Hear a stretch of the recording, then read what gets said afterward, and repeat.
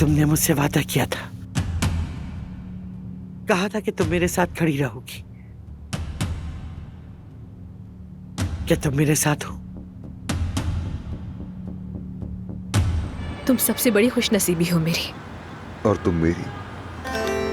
अच्छा चलो, अब एक काम करो कि तलत को फोन करो और उसे कहो कि काम शुरू कर दे।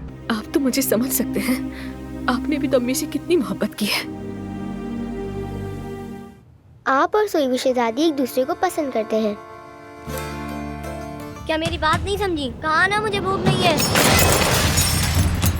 तुम परेशान मत हो, वक्त के साथ समझ जाएगा वो इस खानदान तबाह करने आएगी। जो सुकून और निजाम यहाँ है उसे बर्बाद कर देगी।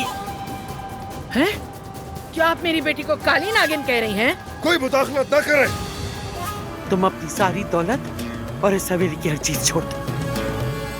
सबसे अहम अपना ये खानदान।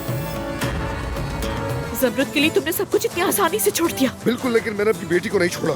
वो अब भी इस खानदान के साथ रह रही है। वादा तो अब मैं नहीं निभा पा रही हूँ।